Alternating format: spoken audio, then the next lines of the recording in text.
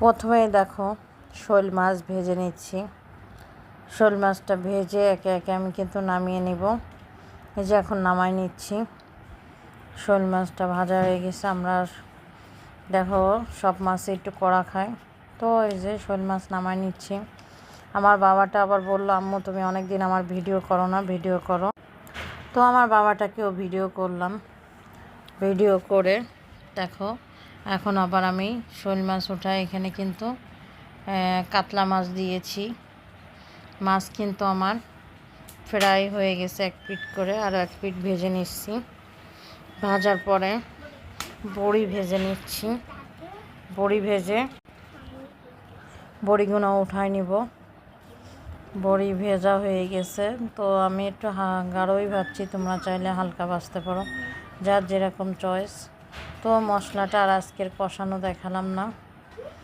তারপরে দেখো এখন কিন্তু তেল উঠে গেছে মশলা কষাইতে। আমি রেগুলার যে মশলা খাই ওই মশলাটাই আজকে নিয়েছি। সজনা, সাথে কাঁচকলা, বেগুন।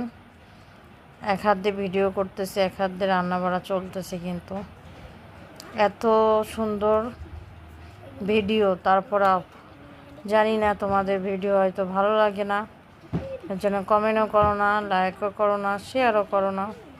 তো দেখো এক হাত দিয়ে ভিডিও করতেছি, এক হাত দিয়ে রান্না করতেছি, কতই না কষ্ট। তো কষ্ট করতেছি, ধৈর্য ধরতেছি। দেখি ম্যাগি মশলা দিয়ে দিলাম, দিয়ে এখন সুন্দর করে কষা নিলাম। তো একটা কথা বলি, আপন মানুষ থেকে পর ভালো। পর ভালো না তো জঙ্গল ভালো। আপন বলতে যারা আঘাত দেয় তাদের থেকে দূরে থাকবা, হ্যাঁ যে এখন ভালো তাদের সাথে তো মিশবা। তো দেখো আমি বেগুনের তরকারিতে গরম পানি দিয়ে দিলাম। গরম পানি দেওয়ার পরে কিন্তু আমি এখন ঢেকে দেবো, কিছুক্ষণ দিয়ে রান্না করে নেব। এই পর্যায়ে মাছ দিয়ে দিব, মাছ। তারপরে যে তোমার বড়িটা ভাজছিলাম, বড়িটাও দিয়ে দিলাম। তরকারি হয়ে গেছে। এই যে আমার হাজব্যান্ড খালি ঝোল খোঁজে, দেখো রেখে দিয়েছি। তারপরে দেখো এখানে কিন্তু শোল মাছ বেছে নিচ্ছি। শোল মাছ বেছে নিয়ে আমি ভর্তা করব। তো তোমাদের শোল মাছটা বেছে দেখাচ্ছি। আমি শোল মাছ বেছে নিয়েছি। এখন সুন্দর করে কিন্তু হাতের সাহায্যে, হ্যাঁ এর মধ্যে ছোট ছোট কাটা আছে, তোমরা সাবধানে মাখাবা।